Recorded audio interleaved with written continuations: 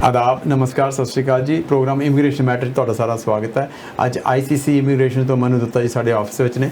ਅਸੀਂ ਉਹਨਾਂ ਨਾਲ ਗੱਲਬਾਤ ਕਰਾਂਗੇ, ਖਾਸ ਕਰਕੇ ਜਿਹੜੇ ਸਟੂਡੈਂਟਸ ਆਏ ਨੇ ਉਹਨਾਂ ਦੇ ਬਾਰੇ ਨਵੀਆਂ ਕੀ ਚੇਂਜਸ ਆ ਰਹੀਆਂ ਉਹਦੇ ਬਾਰੇ ਅਸੀਂ ਜ਼ਰੂਰ ਗੱਲਬਾਤ ਕਰਾਂਗੇ। ਦੱਤਾ ਜੀ ਤੁਹਾਡਾ ਬਹੁਤ ਬਹੁਤ ਸਵਾਗਤ ਹੈ ਜੀ। ਨਾਥ Sahib thank you very much ਜੀ। ਸਭ ਤੋਂ ਪਹਿਲਾਂ ਤਾਂ ਤੁਹਾਨੂੰ ਤੇ ਸਾਰੇ ਹੀ ਵਿਊਅਰਸ ਨੂੰ ICC ਇਮੀਗ੍ਰੇਸ਼ਨ ਦੀ ਸਮੁੱਚੀ ਟੀਮ ਵੱਲੋਂ MD ਮਨੂ ਦੱਤਾ ਤੇ RD ਰਿਪੁਦਮਨ ਸਿੰਘ ਢਿੱਲੋਂ ਵੱਲੋਂ ਸਤਿ ਸ਼੍ਰੀ ਅਕਾਲ, ਨਮਸਕਾਰ ਤੇ ਆਦਾਬ। And Nath Sahib thank you very much for having us on here. No problem ji, ਤੁਹਾਡਾ ਆਪਣਾ ਜੀ ਇਹ ਪ੍ਰੋਗਰਾਮ।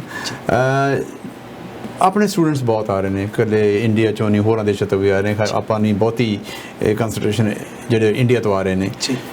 ਸਾਲ ਨਵਾਂ ਚੜ੍ਹ ਗਿਆ, ਇਹਦੇ ਵਿੱਚ ਸਟੂਡੈਂਟਸ ਵਾਸਤੇ ਕੀ ਆਪਸ਼ਨਸ ਹੈਗੀਆਂ ਨੇ? ਪਹਿਲੀ ਗੱਲ ਤਾਂ ਨਾਥ ਸਾਹਿਬ 2021 ਵਾਜ਼ ਅ ਅਮੇਜ਼ਿੰਗ ਈਅਰ ਇੰਟਰਨੈਸ਼ਨਲ ਸਟੂਡੈਂਟਸ ਵਾਸਤੇ। ਓਕੇ, ਉਹਦਾ ਰੀਜ਼ਨ ਹੈਗਾ ਕਿ ਜੀ ਬਹੁਤ ਸਾਰੇ ਬੱਚੇ ਜਿਹੜੇ ਗ੍ਰੇਡ 12 ਕਰਕੇ ਆਏ ਹੋਏ ਸੀਗੇ ਉਹਨਾਂ ਵਾਸਤੇ PR ਲੈਣੀ ਕੋਈ ਸੌਖੀ ਨਹੀਂ ਸੀਗੀ। ਬਿਲਕੁਲ, ਬਿਕੋਜ਼ ਪੁਆਇੰਟ ਸਿਸਟਮ ਜਿਸ ਤਰ੍ਹਾਂ ਉੱਪਰ ਜਾ ਰਿਹਾ ਸੀਗਾ 368 468 470 472, ਉਹ ਬੱਚਿਆਂ ਵਾਸਤੇ ਜਿਹੜੇ ਗ੍ਰੇਡ 12 ਕਰਕੇ ਆਏ ਸੀ ਉਹਨਾਂ ਵਾਸਤੇ ਅਚੀਵ ਕਰਨਾ ਬੜਾ ਮੁਸ਼ਕਿਲ ਸੀਗਾ।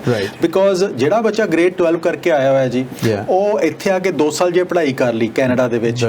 ਉਸ ਤੋਂ ਬਾਅਦ 1 ਸਾਲ ਉਹਨੇ ਸੁਪਰਵਾਈਜ਼ਰ ਜਾਂ NOC OAB ਦੇ ਵਿੱਚ ਜੌਬ ਵੀ ਕਰ ਲਈ। 8777 ਆਈਲੈਟਸ ਦੇ ਵਿੱਚ ਵੀ ਲੈ ਲੇ, ਵਿਚ ਇਜ਼ ਨਾਟ ਈਜ਼ੀ। ਪਹਿਲੀ ਤਾਂ 8777 is a very very difficult thing ji. ਉਹ ਲੈ ਵੀ ਲੈ ਤਾਂ ਵੀ ਉਹਨਾਂ ਦਾ ਸਕੋਰ ਜਿਹੜਾ ਅਪੜੇਗਾ ਉਹ 425 ਤੇ ਆ ਕੇ ਰੁਕ ਜਾਏਗਾ ਜੀ। 425 ਤੱਕ ਜਾਣ ਦੇ ਫਿਰ ਚਾਂਸਸ 70 ਤੱਕ ਪਹੁੰਚਦਾ ਹੀ ਨਹੀਂ ਸੀਗਾ ਜੀ। ਸੋ ਐਸੇ ਵਾਸਤੇ ਬੱਚਾ ਫੋਕਸ ਕਰਦੇ ਸੀਗੇ ਕਿ ਸਾਨੂੰ LMIA ਮਿਲ ਜਾਏ ਕਿਸੇ EMPLOYER ਤੋਂ, ਸਾਨੂੰ ਅਸੀਂ PNP ਪ੍ਰੋਗਰਾਮ ਦੇ ਤਹਿਤ ਕੁਆਲੀਫਾਈ ਕਰ ਜਾਈਏ। Last year was amazing because ਇੱਕ ਤਾਂ ਡਰਾ ਇਹੋ ਜਿਹਾ ਆਇਆ ਜਿਹੜਾ ਫੈਬਰੂਰੀ ਦੇ ਵਿੱਚ ਆਇਆ ਸੀਗਾ ਜਿਹੜਾ 75 ਪੁਆਇੰਟਸ ਤੇ ਕੱਟ ਆਫ ਤੇ ਆ ਗਿਆ। ਓਕੇ, ਉਹਦੇ ਨਾਲ ਕੀ ਹੋਇਆ ਨਥ ਸਾਹਿਬ ਜੀ 27332 ਐਪਲੀਕੇਸ਼ਨਾਂ ਲੱਗੀਆਂ ਹੋਈਆਂ ਸੀਗੀਆਂ। ਉਹ ਸਾਰਿਆਂ ਨੂੰ ਉਹਨਾਂ ਨੇ ਕਿਹਾ ਕਿ ਤੁਹਾਨੂੰ ਇਨਵੀਟੇਸ਼ਨ ਦੇ ਦਿੱਤਾ, ਸਭ ਨੂੰ, ਸਾਰਿਆਂ ਨੂੰ 27332 ਐਪਲੀਕੇਸ਼ਨ ਹੀ ਲੱਗੀਆਂ ਹੋਈਆਂ ਸੀਗੀਆਂ। ਸੋ ਐਵਰੀਬਾਡੀ ਗਾਟ ਇਨਵੀਟੇਸ਼ਨ। ਉਸ ਤੋਂ ਬਾਅਦ ਕੀ ਹੋਇਆ ਜੀ, ਉਸ ਤੋਂ ਬਾਅਦ 75 ਡਰਾ ਤੋਂ ਬਾਅਦ TR to PR ਦੀ ਐਪਲੀਕੇਸ਼ਨਾਂ ਲੈਣੀਆਂ ਸ਼ੁਰੂ ਕਰ ਦਿੱਤੀਆਂ। ਸੋ ਜਿਹੜੇ ਬੱਚੇ ਅਪ੍ਰੈਲ ਦੇ ਵਿੱਚ ਪਾਸ ਆਊਟ ਹੋਏ ਸੀਗੇ, ਮਈ ਦੇ ਵਿੱਚ ਇੱਕ ਹਫਤਾ ਵੀ ਜੌਬ ਕਰਦਿਆਂ ਨਹੀਂ ਹੋਇਆ ਸੀਗਾ, ਬਟ ਜਿਨ੍ਹਾਂ ਦੇ ਕੋਲ 425 ਦੇ ਨੇੜੇ ਨਹੀਂ ਜੋ ਉੱਥੇ ਸਕੋਰ ਤਾਂ ਖਤਮ ਹੀ ਹੋ ਗਿਆ, ਉੱਥੇ ਸਕੋਰ ਵੀ ਨਹੀਂ ਰਿਹਾ ਜੀ। ਉੱਥੇ ਹਰ ਇੱਕ ਐਪਲੀਕੈਂਟ ਜਿਹਦੇ ਕੋਲ ਜੌਬ ਸੀਗੀ, ਇਹ ਵੀ ਨਹੀਂ ਕਿ NOC B ਦੀ ਜੌਬ ਹੋਵੇ, ਕੋਈ ਵੀ ਜੌਬ ਸੀਗੀ ਉਹ PR ਐਲੀਜੀਬਲ ਸੀਗਾ ਜੀ ਅਪਲਾਈ ਕਰਨ ਵਾਸਤੇ। ਸੋ ਉਹਦੇ ਵਿੱਚ 40,000 ਸਟੂਡੈਂਟਸ ਹੋਰ ਕੁਆਲੀਫਾਈ ਹੋ ਗਏ ਜੀ। ਉਸ ਤੋਂ ਬਾਅਦ TR to PR ਦੇ ਵਿੱਚ ਅਸੈਂਸ਼ੀਅਲ ਨਾਨ ਅਸੈਂਸ਼ੀਅਲ ਦੇ ਵਿੱਚ ਬੱਚੇ ਜਿਹੜੇ ਇੱਕ ਸਾਲ ਜਿਹਨਾਂ ਨੂੰ ਕੰਮ ਕਰਦੇ ਹੋਏ ਸੀ, ਕੋਈ ਕਸਟਮਰ ਸਰਵਿਸ ਤੇ ਕੰਮ ਕਰ ਰਿਹਾ, ਕੋਈ ਸਟੋਰ ਦੇ ਵਿੱਚ ਕੰਮ ਕਰ ਰਿਹਾ, ਕੋਈ ਕੈਸ਼ੀਅਰ ਦੀ ਜੌਬ ਕਰ ਰਿਹਾ, ਕੋਈ ਗੈਸ ਸਟੇਸ਼ਨ ਤੇ ਕੰਮ ਕਰ ਰਿਹਾ, ਕੋਈ ਈਵਨ PSW ਦੀ, ਉਹ ਵੀ ਸਾਰੇ PR ਕੁਆਲੀਫਾਈ ਹੋ ਗਏ। ਸੋ ਟੋਟਲ 90,000 ਐਪਲੀਕੇਸ਼ਨਾਂ ਉਹੋ ਜਿਹੀਆਂ ਹੋਰ ਲਿੱਤੀਆਂ ਗਈਆਂ। ਉਸ ਤੋਂ ਬਾਅਦ ਜਿਹੜਾ ਡਰਾ ਚਲਾ ਗਿਆ ਐਕਸਪ੍ਰੈਸ ਐਂਟਰੀ ਦਾ CEC ਵਾਸਤੇ, ਉਹ 357 ਦੇ ਪੁਆਇੰਟ ਤੇ ਚਲਾ ਗਿਆ ਜੀ। ਸੋ ਬੱਚੇ ਬੜੇ ਆਰਾਮ ਦੇ ਨਾਲ ਕੁਆਲੀਫਾਈ ਹੋਏ। ਹੁਣ ਸਿਚੁਏਸ਼ਨ ਇੱਕ ਚੀਜ਼ ਹੋਰ ਸੀਗੀ, 2021 ਦੇ ਵਿੱਚ ਗਵਰਨਮੈਂਟ ਨੇ ਡਿਸਾਈਡ ਕੀਤਾ ਕਿ ਅਸੀਂ ਬਾਹਰੋਂ ਐਪਲੀਕੈਂਟ ਕੋਈ ਵੀ ਨਹੀਂ ਲੈ ਕੇ ਆ ਸਕਦੇ। ਬਿਕੋਜ਼ ਸਭ ਕੁਝ ਤਾਂ ਬੰਦ ਸੀਗਾ, ਬਾਰਡਰਸ ਬੰਦ ਸੀਗੇ, ਐਮਬੈਸੀਜ਼ ਉਸ ਤਰ੍ਹਾਂ ਕੰਮ ਨਹੀਂ ਕਰ ਰਹੀਆਂ ਸੀ, ਸੋ ਵੀਜ਼ਾ ਗ੍ਰਾਂਟਿੰਗ ਬਾਹਰੋਂ ਹੋ ਹੀ ਨਹੀਂ ਰਹੀ ਸੀ। ਸੋ ਗਵਰਨਮੈਂਟ ਨੇ ਵੀ ਆਪਣੇ ਟੀਚੇ, ਆਪਣੇ ਟਾਰਗੇਟਸ ਪੂਰੇ ਕਰਨੇ ਸੀਗੇ। ਸੋ 2021 ਦਾ ਜਿਹੜਾ ਟਾਰਗੇਟ ਸੀਗਾ 4,01,000 ਇਮੀਗ੍ਰੈਂਟ ਦਾ ਸੀਗਾ। ਸੋ ਗਵਰਨਮੈਂਟ ਵਾਂਟਡ ਕਿ ਮੈਂ ਟਾਰਗੇਟਸ ਵੀ ਪੂਰੇ ਕਰਨੇ ਆ ਤੇ ਵਿੱਚ ਇਲੈਕਸ਼ਨਸ ਵੀ ਆ ਗਿਆ। ਐਂਡ ਉਹਨਾਂ ਨੇ ਫੋਕਸ ਕੀ ਕੀਤਾ ਕਿ ਵਿਦਿਨ ਕੈਨੇਡਾ ਐਪਲੀਕੈਂਟਸ ਦੇ ਉੱਤੇ ਫੋਕਸ ਕਰ ਦਿੱਤਾ। ਐਂਡ 1913 ਤੋਂ ਬਾਅਦ ਨਥ ਸਾਹਿਬ ਪਹਿਲੇ ਵਾਰੀ ਇਹੋ ਜਿਹੀ ਚੀਜ਼ ਹੋਈ ਕਿ ਰੈਕਡ 1913 ਦਾ ਉਹਨਾਂ ਨੇ ਬੀਟ ਕੀਤਾ 2021 ਦੇ ਵਿੱਚ ਆ ਕੇ। ਆਪਣੇ ਬਹੁਤ ਇਮੀਗ੍ਰੇਸ਼ਨ ਆਈ ਸੀ, ਬਹੁਤ ਜ਼ਿਆਦਾ ਆਈ ਸੀ। ਉਸ ਤੋਂ ਬਾਅਦ ਆ ਕੇ 2021 ਦੇ ਵਿੱਚ ਉਹ ਰੈਕਡ ਬ੍ਰੇਕ ਕੀਤਾ। ਹੁਣ ਬੱਚੇ ਵਾਪਸ ਅਸੀਂ ਆ ਗਏ ਆ ਕਿ ਹੁਣ 2021 ਦੇ ਵਿੱਚ 2022 ਦੇ ਵਿੱਚ ਕੀ ਹੋ ਰਿਹਾ। ਟਾਰਗੇਟ ਪਹਿਲੀ ਗੱਲ ਹੈਗੀ ਜੀ ਇਸ ਟਾਈਮ ਤੇ 4,11,000 ਐਪਲੀਕੇਸ਼ਨਸ ਦਾ ਗਵਰਨਮੈਂਟ ਦਾ ਟਾਰਗੇਟ ਹੈ ਫॉर ਦਿਸ ਈਅਰ। ਪਿਛਲੀ ਵਾਰੀ ਨਾਲੋਂ 10,000 ਜ਼ਿਆਦਾ। ਹੁਣ ਦੂਜੀ ਚੀਜ਼ ਆ ਗਈ ਨਾਥ ਸਾਹਿਬ, ਉਹ ਬੱਚੇ ਕੁਆਲੀਫਾਈ ਕਿਸ ਤਰ੍ਹਾਂ ਕਰਨਗੇ? ਜੇ ਬਾਰਡਰ ਖੁੱਲ ਜਾਂਦੇ ਨੇ ਤੇ ਬਾਹਰ ਵਾਲੇ ਐਪਲੀਕੇਸ਼ਨਸ ਵੀ ਪਿਕ ਹੋਣੀਆਂ ਸ਼ੁਰੂ ਹੋ ਜਾਣਗੀਆਂ। ਇਸ ਟਾਈਮ ਤੇ ਤਕਰੀਬਨ 1,93,000 ਐਪਲੀਕੇਸ਼ਨਸ ਐਕਸਪ੍ਰੈਸ ਐਂਟਰੀ ਦੇ ਅੰਦਰ ਪ੍ਰੋਫਾਈਲ ਬਣੀਆਂ ਹੋਈਆਂ, ਜਿਹਦੇ ਵਿੱਚ 1,54,000 ਐਪਲੀਕੇਸ਼ਨਸ ਇਹੋ ਜਿਹੀਆਂ ਜਿਹੜੀਆਂ ਬਾਹਰ ਦੀਆਂ ਐਪਲੀਕੇਸ਼ਨਸ ਹੈਗੀਆਂ, ਜਿਹੜੀਆਂ ਕੈਨੇਡਾ ਦੇ ਵਿੱਚ ਨਹੀਂ ਹੈਗੇ ਐਪਲੀਕੇਸ਼ਨ। 40,000 ਹੀ ਕੈਨੇਡਾ ਦੇ ਵਿੱਚ, 40,000 ਐਪਲੀਕੈਂਟਸ ਹੀ ਹੈਗੇ ਨੇ ਜਿਹੜੇ ਵਿਦਿਨ ਕੈਨੇਡਾ ਪ੍ਰੈਜ਼ੈਂਟ ਹੈਗੇ ਨੇ। ਹੁਣ ਗਵਰਨਮੈਂਟ ਦਾ ਫੋਕਸ ਜੇ ਤੇ ਓਮਿਕਰੋਨ ਦੇ ਜਿਸ ਤਰ੍ਹਾਂ ਕੇਸਿਸ ਵੱਧ ਰਹੇ ਨੇ ਤੇ ਆ ਸਾਰੇ ਬੱਚੇ ਥਰੂ ਹੋ ਜਾਣੇ ਹੈਗੇ ਨੇ ਜਿਹੜੇ ਇੱਥੇ ਆਲਰੇਡੀ ਹੈਗੇ, ਜਿਹੜੇ ਵਿਦਿਨ ਕੈਨੇਡਾ ਪ੍ਰੈਜ਼ੈਂਟ ਹੈਗੇ ਨੇ। ਬਟ ਸੈਕੰਡ ਚੀਜ਼ ਹੈਗੀ, ਜੇ ਜੇ ਇੱਕ ਬੜਾ ਵੱਡਾ ਜੇ ਹੈਗਾ ਰਾਈਟ, ਇੱਕ ਕੁਐਸਚਨ ਮਾਰਕ ਬਹੁਤ ਵੱਡਾ ਹੈ ਕਿ ਜੇ ਐਪਲੀਕੇਸ਼ਨਸ ਬਾਹਰੋਂ ਪਿਕ ਹੋਣੀਆਂ ਸ਼ੁਰੂ ਹੋ ਜਾਂਦੀਆਂ ਤੇ ਵਿਦ ਇਨ ਕੈਨੇਡਾ ਸਟੂਡੈਂਟਸ ਦਾ ਕੀ ਬਣੇਗਾ। ਸੋ ਉਹ ਸਟੂਡੈਂਟਸ ਜਿਹੜੇ ਗ੍ਰੇਡ 12 ਕਰਕੇ ਆਏ ਨੇ ਉਹ ਫਿਰ ਉਸੇ ਬੋਰਡ ਦੇ ਵਿੱਚ ਆ ਜਾਣਗੇ ਕਿ ਸਕੋਰ ਉੱਪਰ ਚਲਾ ਗਿਆ ਤੇ ਸਾਡੇ ਸਕੋਰ ਉੱਥੇ ਬਣ ਨਹੀਂ ਰਹੇ, 475 ਵਾਲੀ ਗੱਲ ਫਿਰ 475 ਵਾਲੀ ਗੱਲ, ਤੇ ਫਿਰ ਉਹ ਇੱਕ ਮੇਨ ਕੰਸਰਨ ਆ ਜਾਏਗਾ। ਸੋ ਨੱਥ ਸਾਹਿਬ, ਜਿਹੜੇ ਸਟੂਡੈਂਟਸ ਇਸ ਟਾਈਮ ਕੈਨੇਡਾ ਦੇ ਵਿੱਚ ਕੰਮ ਕਰ ਰਹੇ ਨੇ, ਪਹਿਲੀ ਗੱਲ ਤਾਂ ਇਹ ਕਿ TR to PR the applications ਦੁਬਾਰਾ ਚਾਂਸਸ ਹੈਗੀਆਂ ਕਿ ਖੁੱਲ ਸਕਦੀਆਂ ਹੈਗੀਆਂ। ਸੋ ਉਹਦੇ ਵਾਸਤੇ ਤੁਹਾਡੀ ਪ੍ਰੈਪਰੇਸ਼ਨ 100% ਹੋਣੀ ਚਾਹੀਦੀ ਹੈ। ਸੋ ਉਹਦੇ ਵਾਸਤੇ ਪ੍ਰੈਪਰੇਸ਼ਨ ਵਾਸਤੇ ਕੀ ਤੁਹਾਡਾ ਆਈਲੈਟਸ ਤੁਹਾਡੇ ਕੋਲ ਹੋਣਾ ਚਾਹੀਦਾ ਹੈ, ਤੁਹਾਡੇ ਕੋਲ ਪੁਲਿਸ ਕਲੀਅਰੈਂਸ ਸਰਟੀਫਿਕੇਟਸ ਹੋਣੇ ਚਾਹੀਦੇ, ਜੇ ਨਹੀਂ ਹੈਗੇ ਤੇ ਅਪਲਾਈ ਕੀਤੇ ਹੋਣੇ ਚਾਹੀਦੇ ਆ, ਤਾਂ ਹੀ ਤੁਹਾਡੀ TR to PR ਦੀ ਜੇ ਐਪਲੀਕੇਸ਼ਨਸ ਖੁੱਲਦੀਆਂ ਤੇ ਤੁਸੀਂ ਫਾਇਦਾ ਚੱਕ ਸਕੋ। ਜੇ ਨਹੀਂ ਤਾਂ ਉਹ 40,000 ਦੇ ਵਿੱਚ ਤੁਹਾਡੀ ਐਪਲੀਕੇਸ਼ਨਾਂ ਨਹੀਂ ਆਣੀਆਂ। ਸੋ ਨੋ ਵੇਟਿੰਗ ਗੇਮ, ਬਸ ਜਿਹੜਾ ਕੁਝ ਕਰਨ ਵਾਲਾ ਉਹ ਹੁਣੇ ਤੁਹਾਨੂੰ ਕਰ ਲੈਣਾ ਚਾਹੀਦਾ 100%। ਇਹ ਨਾ ਹੋਵੇ ਕਿ ਆ ਐਪਲੀਕੇਸ਼ਨ ਖੁੱਲ ਜਾਣ ਤੇ ਤੁਸੀਂ ਸੋਚੋ ਕਿ ਯਾਰ ਮੈਂ ਕਰ ਲੈਂਦਾ ਤੇ ਚੰਗਾ ਰਹਿੰਦਾ। ਸੋ ਤੁਹਾਡੇ you should be all prepared. IELTS ਤੁਹਾਡੇ ਕੋਲ ਹੋਣਾ ਚਾਹੀਦਾ ਹੈ, ਜੇ ਡਿਗਰੀ ਅਸੈਸਮੈਂਟਸ ਹੋਣ ਵਾਲੀਆਂ ਉਹ ਤੁਹਾਡੇ ਕੋਲ ਹੋਣੀਆਂ ਚਾਹੀਦੀਆਂ ਹੈਗੀਆਂ, ਨਾਲ ਦੀ ਨਾਲ ਤੁਹਾਡੇ ਕੋਲ ਪੁਲਿਸ ਕਲੀਅਰੈਂਸ ਐਂਡ ਆਲ ਡਾਕੂਮੈਂਟੇਸ਼ਨਸ ਤਿਆਰ ਹੋਣੇ ਚਾਹੀਦੇ। ਜੇ ਤੁਹਾਨੂੰ ਹੈਲਪ ਚਾਹੀਦੀ ਹੈ ਤੇ ਕਿਸੇ ਕੰਸਲਟੈਂਟ ਲਾਇਰ ਨੂੰ ਬੈਠ ਕੇ ਡਿਸਕਸ ਕਰ ਲਓ। ਹੁਣ ਆ ਤਾਂ ਆ ਗਈ TR to PR, in case ਇਹ ਪ੍ਰੋਲੋਂਗ ਹੁੰਦੀ ਹੈ ਲਾਕਡਾਊਨ ਵਾਲੀ ਜਾਂ ਜਿਹੜੇ ਬਾਹਰੋਂ ਐਪਲੀਕੇਸ਼ਨ ਨਾ ਪਿਕ ਕਰਨ ਦੀ ਆਪਸ਼ਨ, ਜੇ ਪਿਕ ਹੋਣੇ ਸ਼ੁਰੂ ਹੋ ਜਾਂਦੇ ਨੇ ਤੇ ਬੱਚਿਆਂ ਨੂੰ ਫਿਰ ਆਪਣੀ ਆਪਸ਼ਨ ਸੋਚਣੀਆਂ ਪੈਣੀਆਂ ਕਿ ਮੈਂ ਕਿਸ ਤਰ੍ਹਾਂ PR ਹੋਊਂਗਾ। ਉਸ ਤੋਂ ਉਹਦੇ ਵਾਸਤੇ ਜਿਹੜੇ EMPLOYER ਨਾਲ ਕੰਮ ਕਰਦੇ ਪਏ ਹੋ ਪੂਰੀ ਸਿੰਸੀਅਰਿਟੀ ਨਾਲ, ਓਨੈਸਟੀ ਨਾਲ ਕੰਮ ਕਰੋ ਤਾਂ ਕਿ ਤੁਹਾਡੇ EMPLOYER ਵੀ ਤੁਹਾਨੂੰ ਉਸੇ ਤਰ੍ਹਾਂ ਸਪੋਰਟ ਕਰਨ। ਐਂਡ ਜੇ ਇਸ ਟਾਈਮ ਤੇ ਨੱਥ ਸਾਹਿਬ PNP ਓਨਟਾਰੀਓ ਨੇ ਵੀ ਐਪਲੀਕੇਸ਼ਨਸ ਪਿਕ ਕੀਤੀਆਂ ਇਸੇ ਸਾਲ ਦੇ ਵਿੱਚ। ਸੋ ਉਹਨਾਂ ਨੇ ਜਿਹੜੀ ਐਪਲੀਕੇਸ਼ਨਸ ਪਿਕ ਕੀਤੀਆਂ ਉਹ 59 ਦੇ ਸਕੋਰ ਤੇ ਪਿਕ ਕੀਤੀਆਂ। ਸੋ ਉਹਦੀਆਂ ਐਪਲੀਕੇਸ਼ਨਸ ਪਿਕ ਹੋਈਆਂ ਜਿਹੜਿਆਂ ਦੇ ਕੋਲ ਕੈਨੇਡੀਅਨ EMPLOYER ਨੇ ਸਪੋਰਟ ਕਰਦਾ ਸੀਗਾ, ਬਟ ਆਈਲੈਟਸ ਵੀ ਸੀਗਾ ਉਹਦੇ ਕੋਲ ਐਂਡ 59 ਦਾ ਸਕੋਰ ਵੀ ਸੀ, ਮਤਲਬ ਕੈਨੇਡੀਅਨ ਐਕਸਪੀਰੀਅੰਸ ਵੀ ਉਹਦੇ ਕੋਲ ਬੱਚੇ ਕੋਲ ਇੱਕ ਸਾਲ ਦਾ ਘੱਟੋ ਘੱਟ ਸੀਗਾ, ਤਾਂ ਹੀ ਉਹ ਪਿਕ ਹੋਈਆਂ ਹੈਗੀਆਂ। ਸੋ ਬੱਚਿਆਂ ਨੂੰ ਕਿ ਜਿਹੜੇ EMPLOYER ਨਾਲ ਕੰਮ ਕਰ ਰਹੇ ਹੋ ਪੂਰੀ ਸਿੰਸੀਅਰਿਟੀ ਨਾਲ, ਪੂਰੀ ਓਨੈਸਟੀ ਨਾਲ ਕੰਮ ਕਰੋ ਐਂਡ EMPLOYER ਨੂੰ ਵੀ ਕਹੋ ਕਿ ਤੁਹਾਨੂੰ ਉਸੇ ਤਰ੍ਹਾਂ ਸਪੋਰਟ ਕਰਨ। ਐਂਡ ਤੁਸੀਂ ਅਕ੍ਰੋਸ ਕੈਨੇਡਾ ਕਿਤੇ ਵੀ ਬੈਠੇ ਹੋਏ ਹੋ, ਜੇ LMIA ਦੇ ਵਿੱਚ ਜਾਂ PNP ਦੇ ਵਿੱਚ ਤੁਸੀਂ ਤੁਹਾਡੇ ਕੋਲ ਕੁਐਸਚਨ ਹੈਗਾ, ਤੁਸੀਂ ਮੈਨੀਟੋਬਾ ਦੇ ਵਿੱਚ ਹੈਗੇ ਹੋ, ਸੈਸਕੈਚੁਆਨ ਦੇ ਵਿੱਚ ਹੈਗੇ ਹੋ, ਨੋਵਾ ਸਕੋਸ਼ੀਆ ਐਟਲਾਂਟਿਕ ਦੇ ਵਿੱਚ ਕਿਤੇ ਬੈਠੇ ਹੋਏ ਹੋ, ਓਨਟਾਰੀਓ ਦੇ ਵਿੱਚ ਹੈਗੇ ਹੋ, ਤੇ there are lot of options that can be worked out for you। ਉਹਦੇ ਵਾਸਤੇ ਤੁਸੀਂ 1-on-1 ਸਾਡੇ ਕੋਲ ਆ ਕੇ ਡਿਸਕਸ ਕਰ ਸਕਦੇ ਹੋ। ਐਂਡ ਇੱਕ ਚੀਜ਼ ਹੋਰ ਬੱਚਿਆਂ ਨੂੰ ਜ਼ਰੂਰ ਸੁਜੈਸਟ ਕਰਾਂਗਾ, ਕੱਲਾ ਓਨਟਾਰੀਓ ਜਾਂ GTA ਦੇ ਉੱਤੇ ਫੋਕਸ ਨਾ ਰੱਖੋ। ਮੈਂ ਹਮੇਸ਼ਾ ਕਹਿੰਦਾ ਕਿ ਬਾਹਰ ਨਿਕਲ ਕੇ ਆਪਸ਼ਨਸ ਬਹੁਤ ਜ਼ਿਆਦਾ ਹੈਗੀਆਂ। ਇਹ ਸਾਡੀ ਪ੍ਰੋਬਲਮ ਬੜੀ ਹੈ, ਅਸੀਂ ਹੁਣ ਜੋ ਮੇਰੇ ਸਾਰੇ ਦੋਸਤ ਮਿੱਤਰ ਆਏ ਹੋਏ ਨੇ, ਮੈਂ ਕਹਿੰਦਾ ਮੈਂ ਵੀ ਉੱਥੇ ਹੀ ਰਹਿਣਾ ਚਾਹੁੰਦਾ, ਪਰ ਇਹ ਜਾਣਾ ਨਹੀਂ ਚਾਹੁੰਦਾ, ਫਿਰ ਉਹਨੂੰ ਹਾਲਾਂਕਿ ਆਪਸ਼ਨਸ ਵੱਧ ਨਹੀਂ ਉਹ ਕਿਵੇਂ ਐਨਕਰੇਜ ਕਿਵੇਂ ਕੀਤਾ ਜਾ ਸਕਦਾ।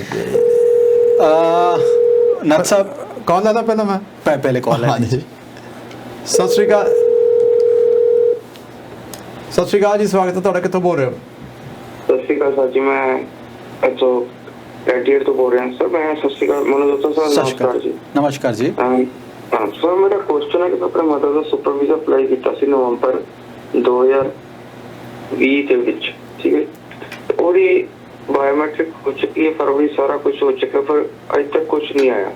ਪਰ ਮੈਨੂੰ ਕਿਸੇ ਨੇ ਦੱਸਿਆ ਸੀ ਕਿ ਪਿਛਲੇ ਸਾਲ ਸਤੰਬਰ 'ਚ ਨਵੇਂ ਰੂਲਸ ਆਏ ਕਿ ਫਿਰ ਤੋਂ ਕਰੋ ਤੇ 50 ਦਿਨ 'ਚ ਹੋ ਜਾਂਦਾ। ਸਰ ਉਹ 50 ਦਿਨ 'ਚ ਹੁੰਦਾ ਹੈ ਜਾਂ ਰੂਮਰ ਹੈ, ਜੇ ਉਸ ਜਿਹੜਾ ਪਹਿਲਾਂ ਅਪਲਾਈ ਕੀਤਾ ਉਸ ਲਈ ਅਸੀਂ ਇੰਡੀਅਨ ਐਮਬੈਸੀ ਨੂੰ ਕੰਟੈਕਟ ਕਰ ਸਕਦੇ ਹਾਂ? ਤੁਹਾਡਾ ਨਾਮ ਜਾਣ ਸਕਦਾ ਜੀ? ਨਾਮ ਦੱਸੋਗੇ ਆਪਣਾ? ਅਰਵਿੰਦ। ਅਰਵਿੰਦ ਜੀ, ਤੁਸੀਂ ਔਨ 에ਅਰ ਤੁਸੀਂ ਜਵਾਬ ਸੁਣ ਸਕਦੇ ਹੋ ਜੀ। ਓਕੇ ਜੀ, ਥੈਂਕ ਯੂ ਜੀ। ਨੱਥ ਸਾਹਿਬ, ਹੁਣ ਜਿਹੜਾ ਅਰਵਿੰਦ ਹੈਗਾ ਆ ਇਸ ਟਾਈਮ ਤੇ ਤਕਰੀਬਨ 4.25 lakh applications visit visa and super visa ਦੀਆਂ ਐਪਲੀਕੇਸ਼ਨਸ ਲੱਗੀਆਂ ਹੋਈਆਂ ਜੀ ਸਿਸਟਮ ਦੇ ਵਿੱਚ ਹੈਗੀਆਂ। ਸੋ ਐਸੇ ਕਰਕੇ 7 ਸਤੰਬਰ ਨੂੰ ਰੂਲ ਦੇ ਵਿੱਚ ਇੱਕ ਅਮੈਂਡਮੈਂਟ ਆਈ ਸੀਗੀ ਕਿ ਜੇ ਤੁਸੀਂ ਨਵੀਂ ਐਪਲੀਕੇਸ਼ਨ ਲਗਾਉਣਾ ਚਾਹੁੰਦੇ ਹੋ ਤਾਂ ਤੁਸੀਂ ਪੁੱਟ ਅਪ ਕਰ ਸਕਦੇ ਹੋ। ਐਂਡ 7 ਸਤੰਬਰ ਤੋਂ ਬਾਅਦ ਅਸੀਂ ਐਪਲੀਕੇਸ਼ਨਸ ਵੀ ਦੇਖੀਆਂ ਜਿਹੜੀਆਂ ਹਫਤੇ ਦੇ ਵਿੱਚ, 2 ਦਿਨ ਦੇ ਵਿੱਚ, 3 ਦਿਨ ਦੇ ਵਿੱਚ ਪਾਸਪੋਰਟ ਰਿਕੁਐਸਟ ਇਸ਼ੂ ਕੀਤੀਆਂ ਗਈਆਂ। ਬਟ ਉਸ ਤੋਂ ਬਾਅਦ ਆ ਕੇ ਨਵੰਬਰ ਤੇ ਬਾਅਦ 'ਚ ਆ ਕੇ ਜਦੋਂ ਕੇਸਿਸ ਵਧਣੇ ਸ਼ੁਰੂ ਹੋ ਗਏ ਸੀਗੇ ਓਮਿਕਰੋਨ ਦੇ, ਤੇ ਫਿਰ ਉਹ ਸਿਸਟਮ ਨੂੰ ਸਲੋ ਡਾਊਨ ਹੋ ਗਿਆ। ਤੁਸੀਂ ਬਿਲਕੁਲ ਜੀ ਨਵੀਂ ਐਪਲੀਕੇਸ਼ਨ ਪੁੱਟ ਅਪ ਕਰ ਸਕਦੇ ਹੋ ਐਂਡ ਬਾਅਦ ਚੋਂ ਜਿਹੜੀ ਫੀਸ ਵੀ ਹੈਗੀ ਉਹ ਵੀ ਤੁਹਾਨੂੰ ਵਾਪਸ ਰਿਫੰਡ ਹੋ ਜਾਂਦੀ ਹੈਗੀ ਹੈ ਜਿਹੜੀ ਪਹਿਲੀ ਐਪਲੀਕੇਸ਼ਨ ਲੱਗੀ ਹੋਈ ਹੈਗੀ ਹੈ। ਬਟ 50 ਦਿਨ ਦੇ ਅੰਦਰ ਹੁਣ ਕੋਈ ਗਾਰੰਟੀ ਨਹੀਂ ਹੈਗੀ ਕਿ 50 ਦਿਨ ਦੇ ਅੰਦਰ ਐਪਲੀਕੇਸ਼ਨਸ ਪ੍ਰੋਸੈਸ ਹੋਣਗੀਆਂ, but yes you definitely have a chance ਕਿ ਬੈਟਰ ਹੈਗਾ ਕਿ ਨਵੀਂ ਐਪਲੀਕੇਸ਼ਨ ਪੁੱਟ ਅਪ ਕੀਤੀ ਜਾ ਸਕਦੀ ਹੈ। ਇੱਕ ਦਾਦਾ ਸਾਹਿਬ, ਇਹ ਰਿਊਮਰਸ ਬੜੀਆਂ ਆਉਂਦੀਆਂ ਨੇ ਸਾਡੇ ਇਸ ਮਾਮਲੇ ਦੇ ਵਿੱਚ ਵੀ ਉਹ ਫਲਾਣਾ ਕਹਿੰਦਾ ਸੀ ਐਂ ਹੋਗਾ, ਫਲਾਣਾ ਕਹਿੰਦਾ। ਮੇਰਾ ਖਿਆਲ ਆਪਾਂ ਨੂੰ ਜਿਹੜੇ ਪ੍ਰੋਫੈਸ਼ਨਲਸ ਨੇ ਉਹਨਾਂ ਨੂੰ ਪੁੱਛ ਲੈਣਾ ਚਾਹੀਦਾ ਵੀ ਮੈਂ ਆਹ ਗੱਲ ਸੁਣੀ ਸੀ ਕਿ ਇਹ ਠੀਕ ਹੈ ਜਾਂ ਨਹੀਂ ਹੈਗੀ। 100% ਅੱਜ ਦੀ ਤਰੀਕ ਦੇ ਵਿੱਚ ਨੱਥ ਸਾਹਿਬ ਇਮੀਗ੍ਰੇਸ਼ਨ ਮੌਰਗੇਜ, ਰੀਅਲ estate ਤੇ ਇੰਸ਼ੋਰੈਂਸ ਦਾ ਹਰ ਇੱਕ ਬੰਦਾ ਕੰਸਲਟੈਂਟ ਹੈ ਜੀ। ਸਹੀ ਗੱਲ ਤੇ ਅਸੀਂ ਹਮੇਸ਼ਾ ਕਹਿੰਦੇ ਹਾਂ ਜੀ ਕਿ ਜਿਹਦਾ ਰੋਜ਼ ਦਾ ਕੰਮ ਹੈਗਾ ਉਹ ਤੁਹਾਨੂੰ ਡੈਫੀਨੇਟਲੀ ਬੈਟਰ ਐਡਵਾਈਸ ਦੇ ਸਕਦਾ ਹੈਗਾ। ਐਂਡ ਅਸੀਂ ਕਹਿੰਦੇ ਹਾਂ ਜੀ ਅਸੀਂ ਹੋਮ ਇੰਸਪੈਕਟਰ ਵੀ ਆਪ ਹੀ ਹੈਗੇ ਹਾਂ, ਰਾਈਟ। ਬਟ ਜਦੋਂ ਹੋਮ ਇੰਸਪੈਕਟਰ ਨੂੰ ਅਸੀਂ ਹਾਇਰ ਕਰਦੇ ਹਾਂ ਉਹ ਡੈਫੀਨੇਟਲੀ 4 ਚੀਜ਼ਾਂ ਇਹੋ ਜਿਹੀਆਂ ਘੱਟ ਜਾਂਦਾ ਹੈਗਾ ਘਰ ਦੇ ਵਿੱਚ ਜਿਹੜੀਆਂ ਤੁਹਾਡੇ ਕੰਸਰਨ, ਜਿਹੜੀਆਂ ਤੁਹਾਨੂੰ ਨੇਕਡ ਆਈ ਦੇ ਨਾਲ ਨਜ਼ਰ ਨਹੀਂ ਆਉਂਦੀਆਂ ਜੀ। ਬਿਲਕੁਲ। ਸੋ ਡੈਫੀਨੇਟਲੀ ਜਿਹੜਾ ਈਵਨ ਅਸੀਂ ਰੀਅਲਟਰ ਹਾਇਰ ਕਰਦੇ ਅਸੀਂ ਕਹਿੰਦੇ ਕਿ ਅਸੀਂ ਆਪੇ ਹੀ ਵੇਚ ਲੈਣਾ, ਮਾਰਕੀਟ ਇੰਨੀ ਹੌਟ ਆ, ਸਾਨੂੰ ਲੋੜ ਕੀ ਹੈ। ਬਟ ਜਦੋਂ ਰੀਅਲਟਰ ਹਾਇਰ ਕਰਦੇ ਹੋ ਤੇ ਉਹ ਤੁਹਾਨੂੰ 2 ਪੈਸੇ ਐਕਸਟਰਾ ਹੀ ਦਵਾ ਕੇ ਜਾਂਦਾ ਹੈਗਾ। ਸੋ ਉਹ ਐਡਵਾਂਟੇਜ ਹੀ ਰਹਿੰਦਾ ਹੈਗਾ। ਸੋ ਐਸੇ ਕਰਕੇ ਜੀ ਇਮੀਗ੍ਰੇਸ਼ਨ ਦੇ ਵਿੱਚ ਜਦੋਂ ਕੰਸਲਟੈਂਟ ਦੇ ਕੋਲ ਆਓਗੇ, ਇਮੀਗ੍ਰੇਸ਼ਨ ਲਾਇਰ ਦੀ ਐਡਵਾਈਸ ਲਓਗੇ, ਬਿਕੋਜ਼ ਸਾਡਾ ਰੋਜ਼ ਦਾ ਅਸੀਂ this is what we do in and out. ਅਸੀਂ ਬਲੌਗਸ ਨਹੀਂ ਪੜ੍ਹਨੇ, ਬੱਚਿਆਂ ਨੇ ਬਹੁਤ ਸਾਰਿਆਂ ਨੇ ਬਲੌਗਸ ਪੜ੍ਹ ਕੇ ਇੱਕ ਦੂਜੇ ਨੂੰ ਸੁਜੈਸ਼ਨ ਦੇਣਾ ਹੈਗਾ ਜੀ। ਐਂਡ ਹਰ ਇੱਕ ਬੱਚਾ, ਹਰ ਇੱਕ ਐਪਲੀਕੈਂਟ ਦੂਜੇ ਐਪਲੀਕੈਂਟ ਨਾਲੋਂ ਡਿਫਰੈਂਟ ਹੈਗਾ। ਬਿਲਕੁਲ ਯੂਨੀਕ ਹੈਗਾ ਆ। ਸੋ ਅਸੀਂ ਕਹਿੰਦੇ ਹਾਂ ਜੀ ਉਹ ਮੇਰੀ ਫਾਈਲ ਤਾਂ 10 ਦਿਨਾਂ 'ਚ ਪਿਕ ਹੋ ਗਈ, ਮੇਰੇ ਦੋਸਤ ਦੀ ਫਾਈਲ ਜਾਂ ਮੇਰੀ ਫਾਈਲ ਕਿਉਂ ਨਹੀਂ ਪਿਕ ਹੋਈ ਜੀ ਇੰਨੇ ਦੇਰ ਦੇ ਵਿੱਚ?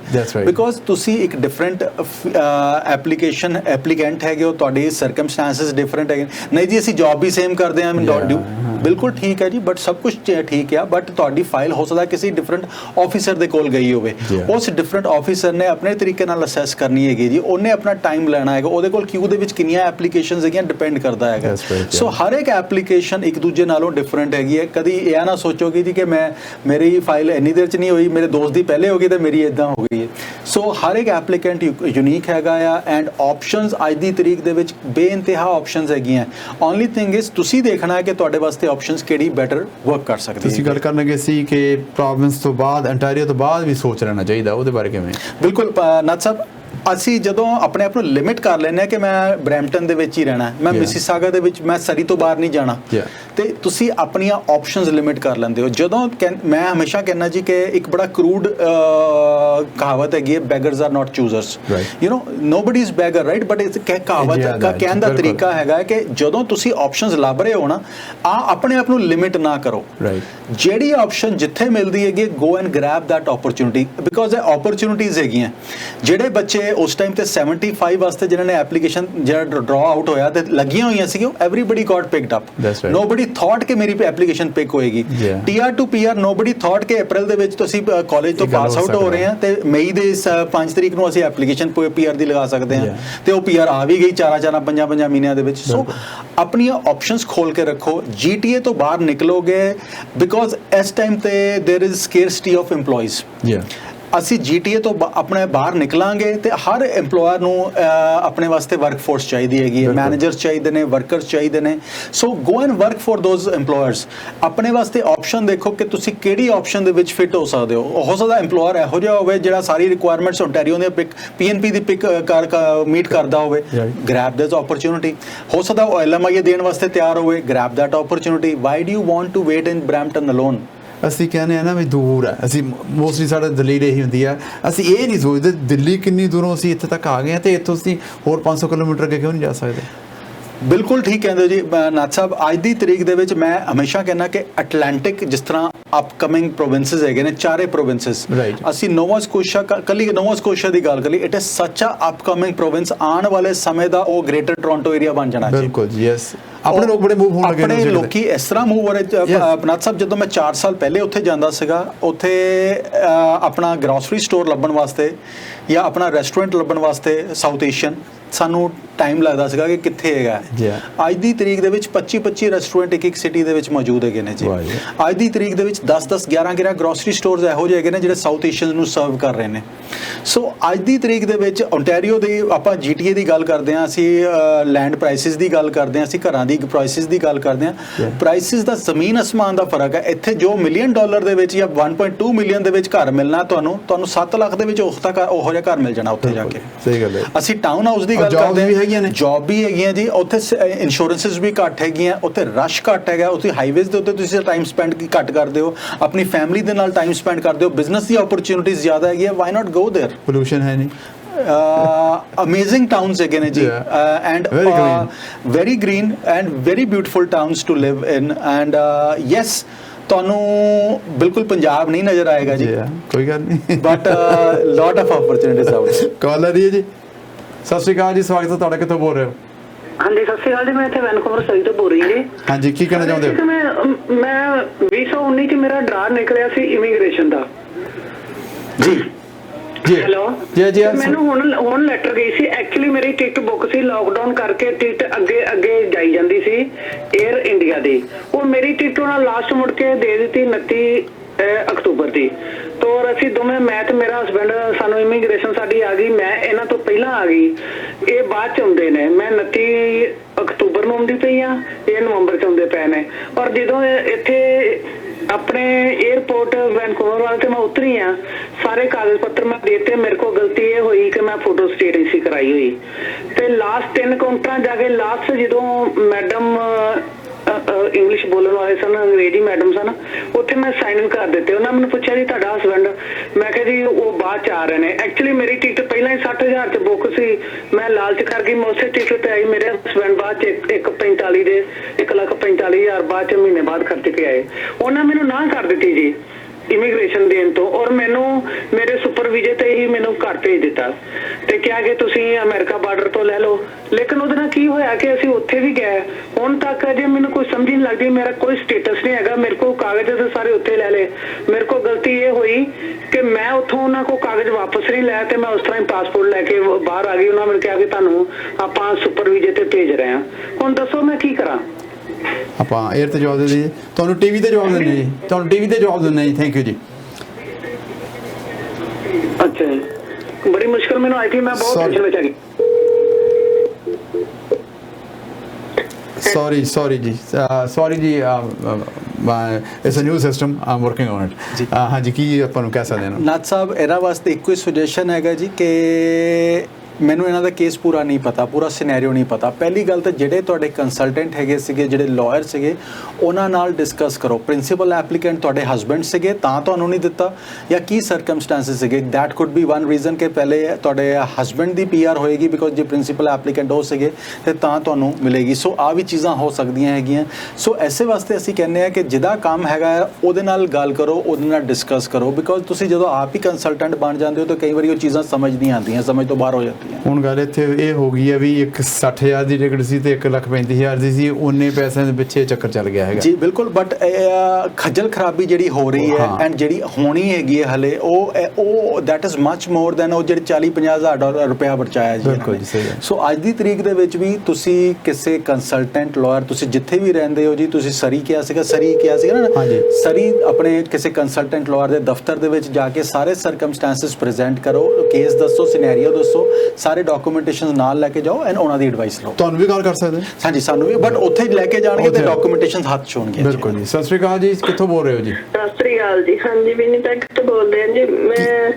ਸਰ ਜੀ, ਮੈਂ ਪੁੱਛਣਾ ਸੀ ਵੀ ਮੇਰੇ ਬੇਟੇ ਦਾ, ਇੱਕ ਬੇਟਾ 4 ਸਾਲ ਦਾ, ਜਾਨੀ ਮੈਂ ਬਿਰਧਦਾਨ ਤੇ ਵੀ ਅਸੀਂ ਇੰਡੀਆ ਤੋਂ ਕੋਈ ਮੰਗਵਾ ਸਕਦੇ ਬੱਚਾ ਸਾਂਭਣ ਵਾਸਤੇ, ਵੀ ਕੋਈ ਰਿਸ਼ਤੇਦਾਰੀ ਚੋਂ ਕੋਈ ਕੁੜੀ ਵਗੈਰਾ ਜਾਂ ਕੋਈ? ਠੀਕ ਹੈ ਜੀ, ਓਕੇ ਜੀ, ਇਸ ਨੂੰ ਟੀਵੀ ਤੇ ਜਵਾਬ ਦਿੰਦੇ ਜੀ। ਥੈਂਕ ਯੂ ਜੀ। ਨਾਥ ਸਾਹਿਬ, ਜਿਹੜੇ ਅਸੀਂ ਕੇਅਰ ਗਿਵਰ ਦੀ ਗੱਲ ਕਰਦੇ ਹਾਂ, ਬਿਲਕੁਲ ਕਾਲ ਇੱਕ ਹੋਰ ਵੀ ਇਕੱਠੀ ਲਾ ਲਾਂਗੇ ਜੀ। ਸਤਿ ਸ਼੍ਰੀ ਅਕਾਲ ਜੀ, ਸਵਾਗਤ ਹੈ ਤੁਹਾਡਾ। ਕੀ ਸਵਾਲ ਹੈ ਜੀ ਤੁਹਾਡਾ?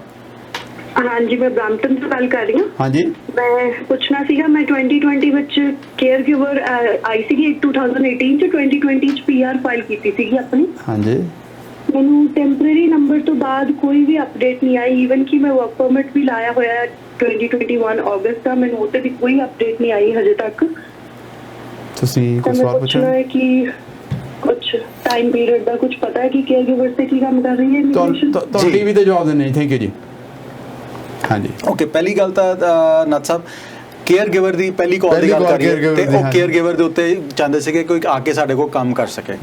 ਅੱਜ ਦੀ ਤਰੀਕ ਦੇ ਵਿੱਚ 2019 ਦੀਆਂ ਵੀ ਜਿਹੜੀਆਂ ਐਪਲੀਕੇਸ਼ਨਸ, 2020 ਦੀਆਂ ਵੀ ਐਪਲੀਕੇਸ਼ਨਸ, ਉਹ ਵੀ ਹਲੇ ਕੁਝ ਪੈਂਡਿੰਗ ਚੱਲ ਰਹੀਆਂ ਹੈਗੀਆਂ।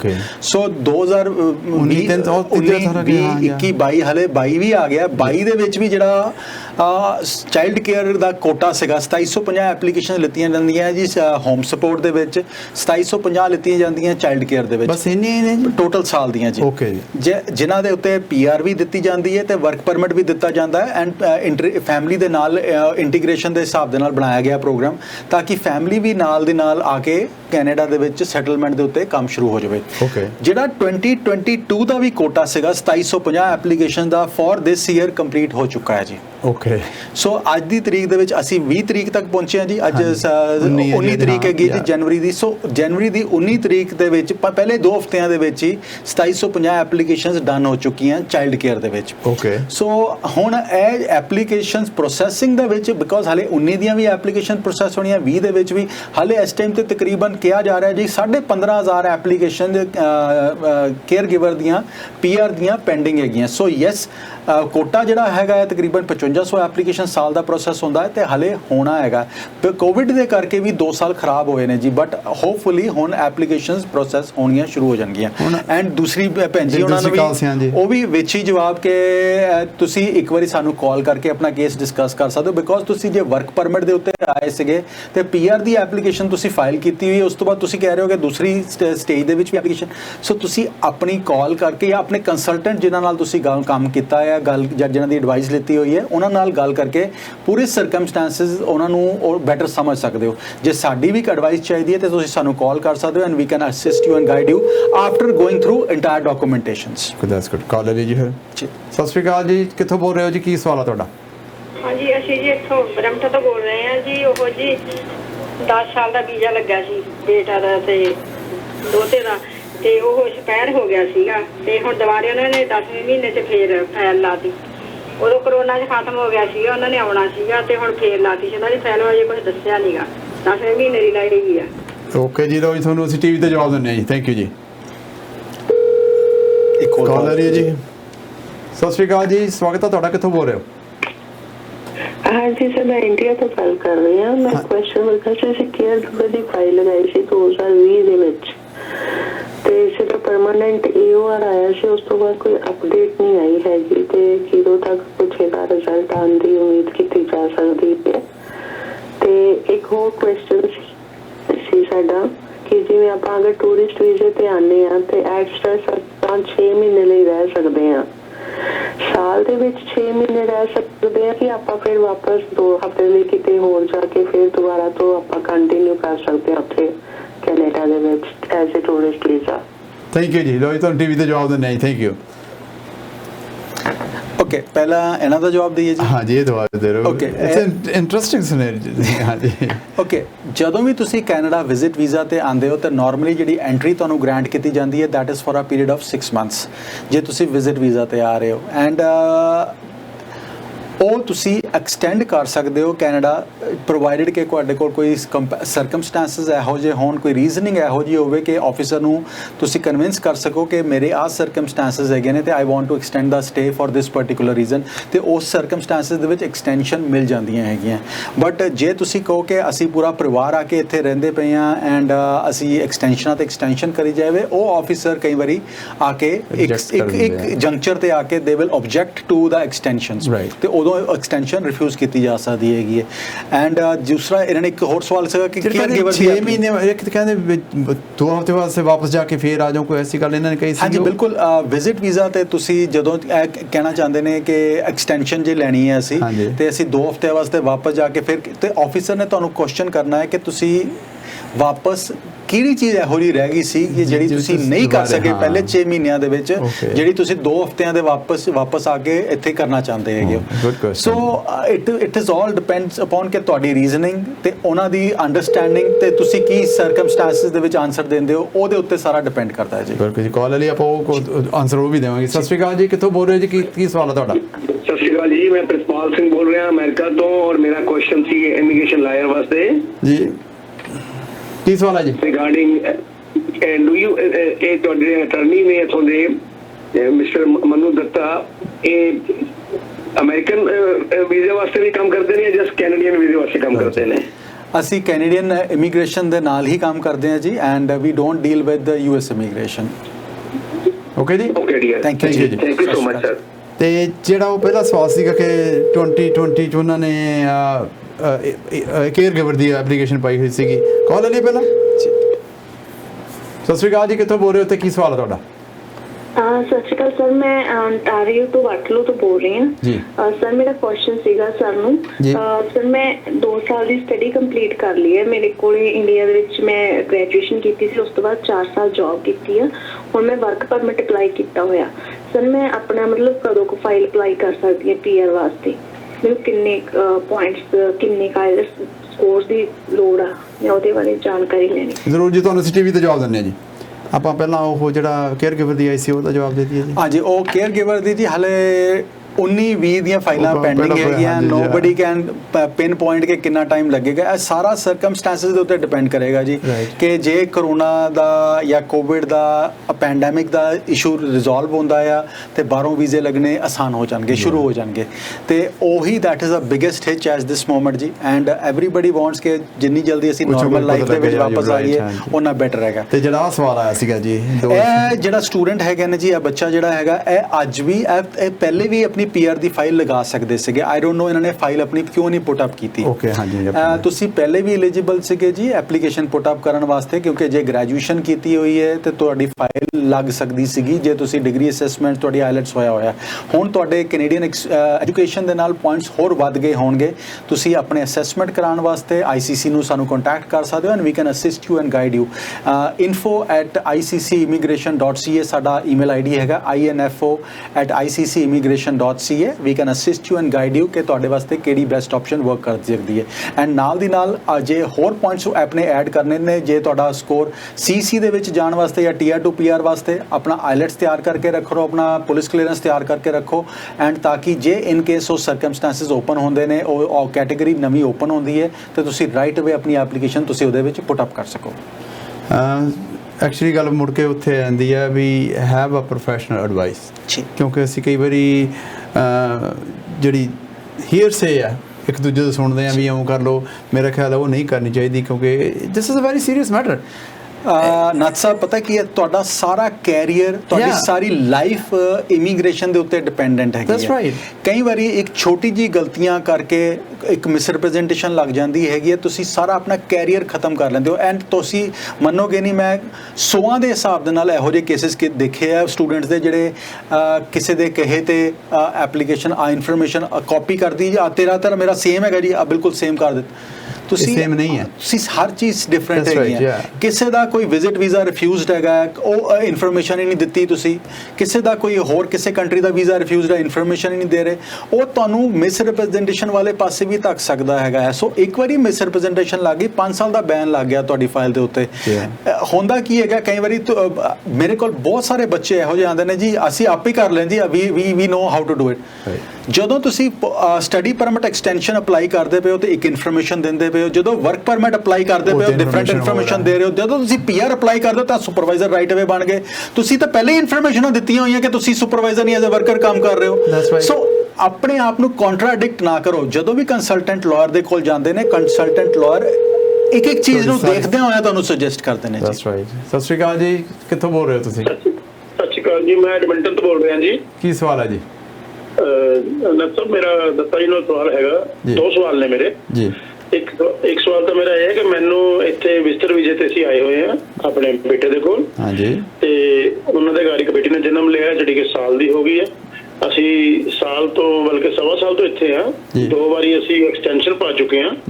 ਸਾਡੀ ਐਕਸਟੈਂਸ਼ਨ ਜਿਹੜੀ ਹੈ ਹੁਣ ਇਹ ਸੈਕਿੰਡ ਵਾਲੀ ਮਾਰਚ ਵਿੱਚ ਖਤਮ ਹੋ ਜਾਏਗੀ। ਤੇ ਉਹ ਛੋਟਾ ਹੈ ਬੱਚਾ, ਹਾਲੇ ਮਤਲਬ ਸਾਲ ਦਾ ਹੋਇਆ ਬੱਚਾ।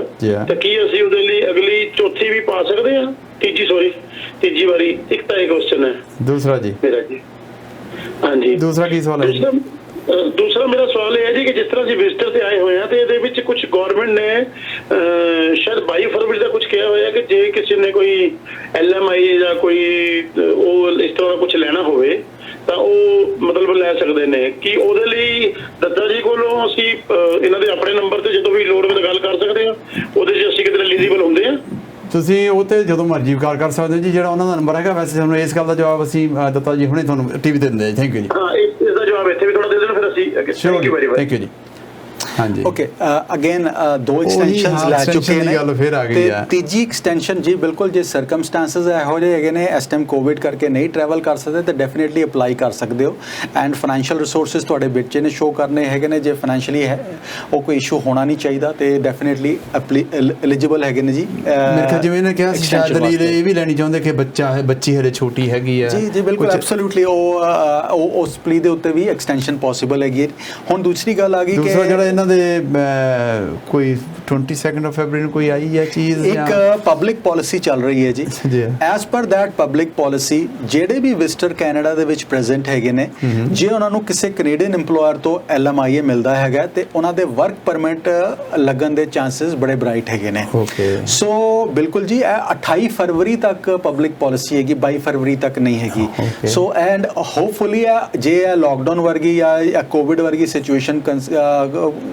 ਚੱਲਦੀ ਰਹੇਗੀ ਹੋ ਸਕਦਾ ਹੈ ਪਾਲਿਸੀ ਐਕਸਟੈਂਡ ਵੀ ਕਰ ਦਿੱਤੀ ਜਾਵੇ ਸੋ ਜੇ ਤੁਸੀਂ ਇਨਫੋਰਮੇਸ਼ਨ ਲੈਣਾ ਚਾਹੁੰਦੇ ਹੋ you can definitely call us and ਅਸੀਂ ਡਿਸਕਸ ਕਰ ਸਕਦੇ ਹਾਂ ਤੁਹਾਡੇ ਵਾਸਤੇ ਆਪਸ਼ਨਸ ਮੇਰੇ ਖਿਆਲ ਜਿਹੜੀ ਇਹ ਆਪਸ਼ਨ ਹੈਗਾ ਕਾਫੀ ਦੇਰ ਦੀ ਕੁਝ ਦੇਰ ਤੋਂ ਚੱਲ ਰਹੀ ਹੈ ਜਿਹੜੇ ਆਏ ਹੋਏ ਨੇ ਤੇ ਕਰ ਸਕਦੇ ਹਨ ਬਿਲਕੁਲ ਨਾਥ ਸਾਹਿਬ ਪਿਛਲੇ ਕਿਉਂਕਿ ਪੈਂਡੈਮਿਕ ਕਰਕੇ ਬਿਕੋਜ਼ ਲਾਸਟ ਈਅਰ ਸ਼ੁਰੂ ਹੋਈ ਸੀਗੀ ਜੀ ਕੈਟੇਗਰੀ ਦਿੱਤੀ ਗਈ ਸੀਗੀ ਕਿਉਂਕਿ ਬਾਹਰੋਂ ਵਰਕਰ ਆ ਨਹੀਂ ਸਕ ਰਹੇ ਸੀਗੇ so that is a reason government side ਕਿ ਜਿਹੜੇ ਲੋਕੀ ਵਿਜ਼ਿਟਡ ਵੀਜ਼ਾ ਤੇ ਕੈਨੇਡਾ 'ਚ ਪ੍ਰੈਜ਼ੈਂਟ ਹੈਗੇ ਨੇ ਜੇ ਉਹਨਾਂ ਨੂੰ ਕੋਈ LMIA ਮਿਲਦਾ ਤਾਂ why not they start working here so it was a very smart idea and it worked for lot of people so ਬਹੁਤ ਸਾਰੇ ਲੋਕਾਂ ਨੇ ਇਸ ਕੈਟੇਗਰੀ ਦਾ ਫਾਇਦਾ ਚੱਕਿਆ ਹੈਗਾ ਐਂਡ ਬਹੁਤ ਸਾਰੇ ਲੋਕੀ PNP ਦੇ ਵਿੱਚ ਜਾਂ ਕਈ ਕਿਉਂਕਿ ਇਸ ਟਾਈਮ ਤੇ ਨਾਥ ਸਾਹਿਬ 1 ਮਿਲੀਅਨ ਤੋਂ ਜ਼ਿਆਦਾ ਵਰਕਫੋਰਸ ਦੀ ਸ਼ਾਰਟੇजेस ਹੈਗੀਆਂ ਅਸੀਂ ਲੌਜਿਸਟਿਕਸ ਦੇ ਵਿੱਚ ਗੱਲ ਕਰ ਲਈਏ ਟਰੱਕਿੰਗ ਡਰਾਈਵ ਦੇ ਵਿੱਚ ਗੱਲ ਕਰ ਲਈਏ ਅਸੀਂ ਫਾਰਮ ਵਰਕਿੰਗ ਦੇ ਵਿੱਚ ਗੱਲ ਕਰ ਲਈਏ ਅਸੀਂ ਕੰਸਟਰਕਸ਼ਨ ਦੇ ਵਿੱਚ ਗੱਲ ਕਰ ਲਈਏ ਅਸੀਂ ਮੈਨੂਫੈਕਚਰਿੰਗ ਦੇ ਵਿੱਚ ਗੱਲ ਕਰ ਲਈਏ ਅਸੀਂ ਫੂਡ ਪ੍ਰੋਸੈਸਿੰਗ ਦੇ ਵਿੱਚ ਗੱਲ ਕਰ ਲਈਏ ਅਸੀਂ